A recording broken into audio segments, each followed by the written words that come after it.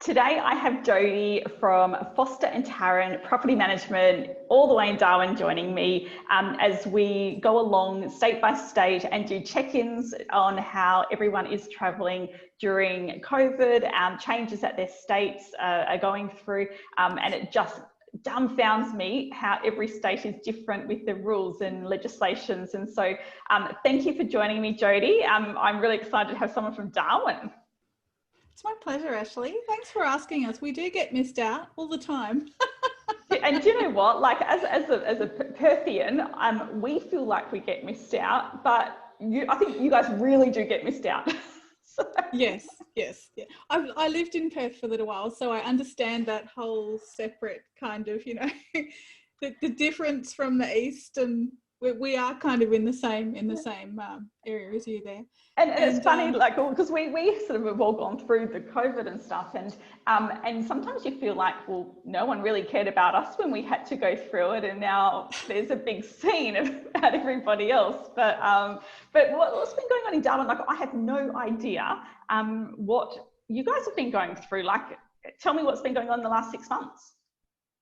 Well, do you mind if I give you just a little bit more backstory for the Please, 4 yeah. years previous? Yeah. Okay, so I won't be long, but I'll just say that everybody knows, I think, that Darwin was on top of the world while we had this massive gas building project up here in PEX. For about 4 years, though, since the build stopped, the market has been declining a little. That's probably not such a secret either. But in about November last year, we felt it starting to turn, so both sales and rentals. But when COVID started, so about March, April, okay, things were a little unsteady for us at the start. But really, for the last, since I'd say June, since our restrictions were lifted, the market has almost felt like it did prior to the 4 years ago, where everything just fell flat. So we've had a fairly big influx from interstate, and Darwin's not very big, which is probably why we get missed a lot. Yeah. So having a sudden influx has had a really big effect. So like you, our market has picked up. Yeah, and it's interesting. I think that's probably why WA and NT is a little bit more resilient, because we had that big, the big crash, and I think it was about 4 years ago as well, where, the market was bad, and we all had to start, cutting some costs and checking everything then. So we were sort of prepped in a way, and seems same with you guys as well. So is Darwin a very seasonal area? Yes, it is actually. Yeah. And I'm glad you mentioned that, because it is seasonal. So in the dry season, it's usually quite busy. January is our busiest month every year, but typically in October, November, December, particularly November and December, it's really quiet, which is why when things picked up in November last year, it was really noticeable. So yeah, so it is kind of seasonal, but I have noticed actually that our market sort of moves with yours as well. Yeah.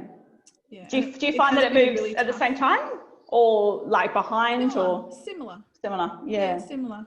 So I think we followed you a little. So we saw you guys going down and went, oh, that looks uncomfortable. Next minute, We're there.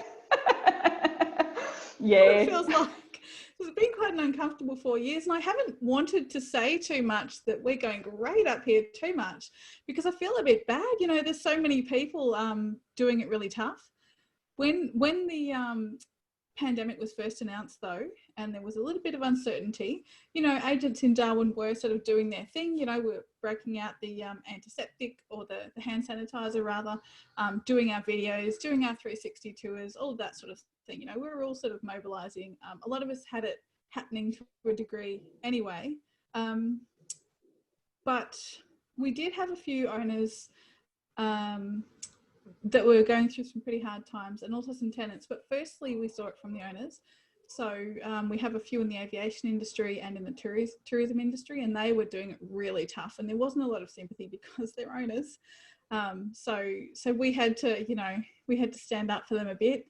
But really a few weeks later, when we had restrictions come in, and restaurants, beauty parlours, all of those sort of places were closed for obvious reasons. So that was for a relatively short period up here. We did have a few tenants go through a fairly hard time, but it was only a fairly small amount. And thank goodness for the JobSaver payments. That's really helped a lot. So really the only people that were in true hardship up here were people here on a visa, and they were able to get deferral payments, and they were all really great about it. So yeah, it's exactly the same. We found that the same thing, you know, the people that were on a visa, it was hard for them, but everyone else got some really good benefits, so it was not too bad. What who are your owners and clients? Do you have your mum and dad investors that live locally, or are they all interstate owners? all sorts actually. Yeah. So we've got some interstate, some internationally, and quite a few local as well. Okay. So we had a few in the aviation industry across the north that sort of suffered, and we've got a few in Melbourne at the moment that are, you know, they're having a bit of a rough time, but yeah, it's just a wait and see situation, isn't it, really? Yeah, and the good thing about I'm finding that these videos is, like, I've got a lot of Victorian owners as well, and for me it's really good for them to see the difference with what's going on, because they just think that that's happening there. They don't actually understand the market in Perth. And same with yourself, like hopefully this reaches out to clients that have got property in Darwin that live somewhere else, where they can sort of get an idea of the differences that we're all going through. We, I think, had about 5% of our portfolio that had contacted us about concerns, and nearly all of them were deferred payments as well. So you did a lot of deferred payments with your portfolio? Yeah, similar deferred payments. There were a couple that did get a reduction for a very short period of time, but then they went straight back onto the full payments. No, we've really only had one or two people try it on, and, you know, it was blatantly obvious. Yeah. You know? In fact, the people that have been in the highest need have been, you've had to kind of drag it out of them a little bit. You know, they don't really want to come forward and say, hey, you know, we can't pay the rent, this is happening, and so we've had to talk them through it a bit. Yeah. So people have been quite good in that respect. And as a business owner, did you sort of freak when this all happened, or were you quite calm with your approach? I was fairly calm. Yes.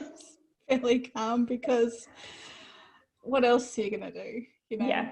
And we're all in it together. So it's not like I've got any special difficult circumstances rather. Although now it's like you know, now it's great. You're allowed to say it's awesome. It is awesome. And no, I know, and it is, and I hope that they follow that same way. But it is, and it's like it's okay to say that it's great. It is, because it's great for our clients, and it's good for, you know, our clients that are interstate as well, to see that there is hope with it all. So it's particularly for the Victorian landlords, I think. Yeah. Yeah. The thing I am a little bit nervous about, though, is a lot of our leases have been people arriving from interstate, and we've actually had a few people arrive that are here for 6 months. And then as soon as the WA borders open, they're over to you guys. Yeah. Where so are I am a little bit nervous. Sorry. Where are they coming from? What state? Queensland. Yeah. Mainly Queensland, I think. Yeah. So from what I've seen, you know, anecdotally, I'm sure there are some from other places too, but I'm a bit worried that, you know, once everything settles down a bit, everyone will scatter to the wind again. Absolutely. Hopefully not. Well, we're very much getting a lot of Queensland people come through, but they're working in WA, so that sort of makes sense. What changes have you had to make in your office when this all happened? Like, because I'm not too familiar with your company. Were you quite virtual anyway? Look, we do have an office, just because we like to work outside our homes, just to, you know, leave home and then come home away from the office for the day. But it really wasn't too difficult for us to work from home, because I frankly love technology, and I made it so I could work from home. And my business partner also has had a home set up for ages. So it was really just setting up Jack to work from home, which he wasn't all that keen on. He kept coming into work, but it was just him there, and we weren't in full lockdown, so that was okay. And he had a housemate, but we did have to go to the trouble of sort of getting him set up so that he could work from home. But it wasn't really that difficult. It was more about making sure he had the equipment, because Our software is all online. You know, you could basically do it all from an iPad, really, although that would be a bit inconvenient. So, you know, it's just making sure that if things suddenly did lock down, that, you know, we'd all be able to work fairly freely from home. So that's what and that is comfortable as well, working from home. Comfortable, that's right. Yeah, and comfortable and secure. And the other thing we had to do, which obviously we haven't done before, is travel around with hand sanitizer and and source disinfectant, which was quite hard to get hold of when it all went down. Did you find that you've had trouble getting hold of it? We did, and I don't want to say that I was one of those ones that bought. I may have bought quite a lot of toilet paper for the office, not for home, but for the office. But it was purely because I've got 10 staff. Like, I can't run out of that. It wasn't about me or me panic buying. It was just that I'm responsible for 10 other people here, and I need to make sure that I've got the supplies. So it was a little bit hard. We did gloves, which we got from Bunnings. The hand sanitizer I just ordered online from a pool company that I found. And then what else did I have to do? Yeah, that's sort of all we did. But it was fine. It is what it is. I'm lucky that we didn't have staff that panic too much. I think if you have staff that panic a lot, then it would have even made it 10 times harder. So it's a lot easier when you don't have that. But it's now it's definitely relaxed. Like, what did you do with your routine inspections? Like, are they back to normal, and did you stop doing them? So we Zoomed them like this. Yep. So we went through the Zoom thing, which was great. People were really, it was actually a really good rapport building exercise, because we could ask people to show us what we wanted to look at and explain why, and then and we could chat to them as we did it. So that was actually really helpful. It's not something that we would do long term though. So as soon as the restrictions were lifted, we were straight back out there, because you're not going to be able to see light mold through a camera screen, and you're not going to be able to smell mold or maybe dogs that aren't supposed to be there, or you know what I mean, just you kind of need to be there really to see it. So as soon as they were lifted, we were back out doing them the way we always do. And so that's not something that you'll continue doing. You'll be in person. Do you do your inspections 4 times per year or twice? We do them 3 times a year. But so basically we do them in Darwin, we can do them 4 times a year, but us as an agency, we do them every 3 to 4 months. So it really depends on what else is happening, what the tenancy's like. Is it around Christmas? Is it around January, which is our busiest month? So they're a little bit flexible, but that's roughly how often we do them. So I heard Mel saying that they can only do twice a year in Victoria. Yeah, they do twice per year. So I think from the sounds of it, like that maybe there's room to introduce a third one done by Zoom, where I think there's a benefit. Like, I'm the same as you. I want to go out and do the inspection. My staff want to go out and do the inspection. So we're all happy continuing that, because I think it's really important from a relationship point of view with tenants and property managers. But where I think there is room is having the owner join you on Zoom, but you being physically at the property. And I think that would be quite a good value add to be able to offer. I haven't done it, but not for any reason that it would take a little bit more extra time to do it. But I like the idea of using that change and that technology to benefit the owner. Otherwise, I don't feel that Zoom, personally, I don't feel that Zoom inspections for tenants, and I think they're the convenience of the property manager and not the benefit of the owner. So that's why I wouldn't do it. Oh, absolutely agree. And I agree with you in terms of having the owners. It would take a bit more organisation, so we wouldn't be wanting to do that yet. But it is something to potentially use, because a lot of owners, especially ones who are interstate, and we do have a few interstate landlords and international landlords, it would really help ease their mind a bit, I think. I mean, we take a lot of photos when we go to a property, but a photo doesn't, there's a lot of tones that you can't see in a photo, and a video really would help them see. So for example, last week we had a client in town. She's hardly ever here, and when she is, it's usually a fly-through visit for work. And the stars aligned, and she just happened to be here and happened to have an hour free while the property was vacant for 2 days. Yeah, beautiful. So she went in and So she went in and had a look, and she said, "Oh, I'm so relieved." And I thought, "Oh, I thought I'd been doing a really good job of conveying the condition of the property and what the tenants were like." But you know, it's the same as us for inspections. You just really don't know until you're actually there and you can see it. And a video would help with that for them, I think. Yeah, absolutely. I know it would for me. Yeah, for a few of my nervous owners, every now and then I do video the inspection and do a quick video walkthrough just to show and just to talk it through. Listen, as you can see, it's all great, but then I do the report as well, and that does go down well. But again, it's time consuming to do it every single time. But for clients that that would get the benefit of it, I think it's good. Yes. It's absolutely a different feel. I mean, and that brings me to your viewings. How have viewings changed? How were you doing that before? Were you always doing virtual tours? And look, we did get a 360 camera because I love tech toys. Did you get one of the expensive ones? I got one of the Chinese ones. What is it? The 360 I can't remember what it's called now. It's not the theater ones. It was the Chinese one. I can't remember what it's called now. It wasn't a $5,000 one. No. Do you have one of those? No, $5,000 company. Well, just quickly before you tell me about it, have you seen that you can actually do the Matterport like off your phone on an app? Yeah, I haven't worked it out, but someone told me about it. It was quite good. Yeah, and we actually did do a couple of Matterport ones using the little 360 camera.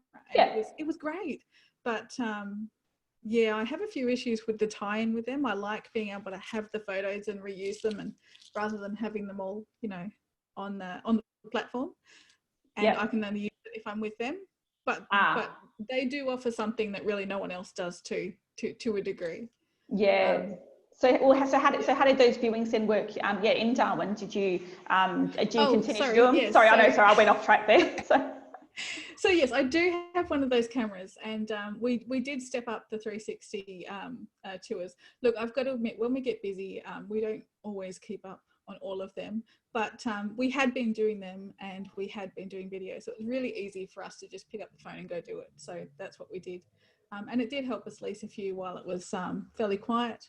And we had one lady come up from Victoria, and she was working at the hospital, and she couldn't have contact with us, so we had to do it all contactless, and we did the video thing with her and the handover separately and all that sort of thing. So if we need to, we can do it, and there were only a few cases where we really did have to be hands off like that.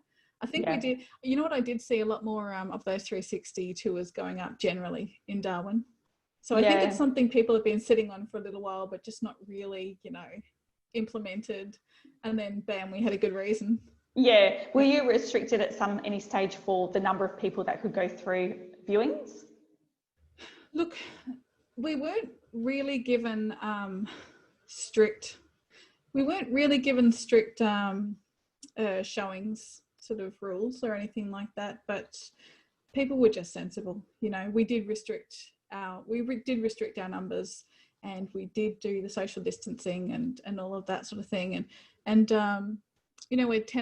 where properties were tenanted, there was a tendency to just wait until the tenants had vacated before we had people go through, and there were more video ones. So yeah, it did change things, but not as extreme as Victoria. I mean, it was just implementing a few things that most of us had already had a bit of a dabble with, and business as usual. Yeah. That's right, and things that sort of should be done for active marketing anyway, so nothing. Yes, you're right. Over and above. It's good to I think the 3D virtual tours are awesome. I think but I also think that a walkthrough video with someone can also be as effective. So then your professional photos. But yeah, it's I heard through the grapevine that we've still got an agency in Perth that's still not doing routine inspections in person, or still being very selective with all the stuff, and everyone's a little bit different in their business thoughts, and so it's really good to sort of see from yourself what you do, and It is, the feeling that I get from you is that and I have the same feeling, that there was so many people that used to say in the industry, you know, COVID is changing industry forever and it's this, and we've had to, you know, all these changes. And I honestly like was looking back, and I didn't want to, you know, stir the pot on these forums, but I was just sitting back saying, well, there's not really much that's really changed. Like I was sort of I was dabbling with the virtual tools before. I was sort of doing some videos. I was doing all of that. I was already cloud-based. I was already cloud-based anyway. You know, like there shouldn't have actually been that many dramatic changes unless you were very old school. And that's the feeling that I get from you, that you're probably doing a lot of the things anyway. That I think it was just implementation for a lot of people. Look, I can tell you that, so we've been in business for 9 years in Darwin, and I can tell you that a few years ago, probably about, so we've been on Property Tree now for, I think, 3 or 4 years, so online for 3 or 4 years with that. And then we were with another one for probably a year before that. But prior to moving to that, I was highly suspicious about having all of our information online. I was very, very paranoid about it. So while I love tech toys and I love playing around with new stuff, I was so nervous about that. So that did take me a while to get to that point.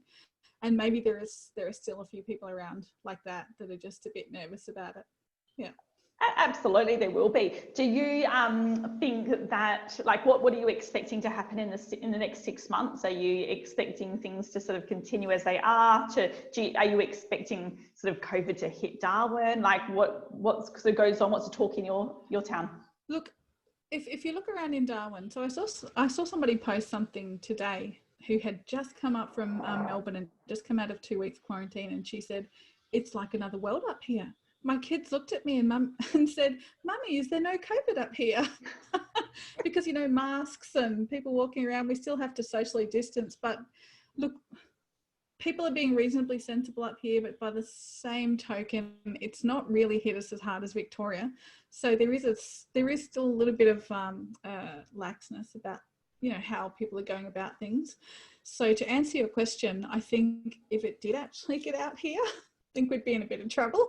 Yeah. But we're lucky. We're actually lucky for a change, being in a little bit of a backwater, because it hasn't come in, but also not being political at all here. But our government have been really strong about saying, you know, right, borders are shut. They've been onto it when people have come in. They've been onto quarantine. They've been onto following people up and finding them for, you know, breaching the regulations. So I feel reasonably comfortable, but you just never know. There are people who are just a little bit dangerous, you know, do what they want to do there's always that wild card. But presuming things continue the way they are, I don't think it'll keep going like this for Darwin, just because I think a lot of people are here just to wait out COVID. But I do think that it's not going to go back down, because, you know, we were starting to see a turnaround before COVID appeared. So So there's no that's what I think. So I guess from what I get from you is that your business is always going to fluctuate anyway with seasons and things like that, so you're probably used to a little bit of unpredictability, if that's the word. You know what I mean? Anyway, well, not necessarily. It's relatively predictable, actually. So every November and December you can forget leasing, except to just a few people who are coming in. Every January, February, March, it's fairly busy. You know, so you get those regular cyclical changes between wet and dry, but then you've also got the whole housing cycle kind of thing, and we've been on a downslide for a few years, and you have the cycles sort of within that. But I think we're starting to head up, and I think what we're seeing at the moment now is basically COVID magnifying the slant back up. And I feel as though once it all settles down, who knows when that's going to be, though, you know, I mean, we kind of need a vaccine for this to be properly finished. So let's just say by March next year, everyone's a bit more relaxed and heads back down to Victoria. I don't think that'll be necessarily the end for us, because we were starting to head back up, if you know what I mean. So I think it was going in that direction. It's been magnified by COVID, and it might just settle down a bit. If Victoria picks up, Yeah, if that makes sense. Does that make sense? Yeah, because the people, like what you're saying is that the people coming in are like it's relevant with whether they're closed or not, the borders for Victoria. Yes. Yeah. And how nervous people are about living there. So we have had a number of people come up here so I was reading, so in the NT News yesterday, apparently we've had 70,000 people cross the border since, was it July? Something like that. In the last few months anyway. After years of having a population decline, it's, it's a fire hose to the face. Yeah. Gosh. A funny question, you might find it a bit funny, but I just get super curious by it. Applications that are coming through, because what's your vacancy rate at the moment? Is it pretty good? Oh, embarrassingly, I can't tell you off the top of my head. No, that's all right. But is it low? It's very low. Yeah, great. Yep. That's good. So we put a property on and we get flooded with inquiries. We regularly get applications before it's shown now, whereas before it was just hard graft, Yeah. So a lot of the new tenants going in would be obviously interstate. Yes. Have you noticed, because we all have, a increase in separations? You know what? Not really. Okay. Not more than usual. That might be a Darwin thing. I don't know. The couples are happier in Darwin. I will put that as my slogan. Or the opposite. We just haven't seen a change necessarily. Well, maybe they're all single up there, and they're not typically a married society. I have no idea. It is. Look, it is a younger, more transient population up here generally. Yes. Okay. Yeah. So Darwin is somewhere that people often come to do a couple of years, just get that out of the system, or it's often the next step on the career ladder before they can be promoted when they go back home. Yeah. So, isn't that so interesting? Like, that'll be why that you haven't had as many separations with applications, because it would be a more single society. I find that fascinating. I really do find that fascinating. One of those weird things. Excellent. Well, that sort of gives me such a great idea of what's happening in Darwin. So thank you very, very much for chatting with me today. And I guess I'll finish it off. Is Darwin a good place to invest? I think it is now. Yeah. All those owners that always wanted to invest in Victoria and Sydney, I think they should start looking at these other areas that have got maybe a little bit more stability outside the main cities. Absolutely, and wonderful property managers and businesses like yourself as well. So if somebody would like to get hold of you, how can they do that? Okay, great. So my mobile number is 0410 208 663. Beautiful. And side note, where are you going on holiday? Anywhere exciting? We're going on holidays to Queensland. Yeah. We booked it in March before everything went down. Yeah. Because I wanted to be organised. So we booked it just before that. The flight's been cancelled, reinstated, date changed. And for months we've been going, well, I don't really know if we're going or not. But turns out we are. So in a couple of days, we're off to Brisbane and then up the coast to Cairns. So yeah, beautiful. Nice break. Yeah, absolutely. Well, enjoy that. Thank you so much for chatting with me as well. And if anyone has any questions on the Darwin market, or if they've got a property in Darwin, do get in touch with Jody. And you look like you would run a fantastic agency. Thanks so much, Ashley. It was lovely speaking with you. Excellent. No worries. Thank you. I'll talk to you soon. Thanks. Yes. Bye.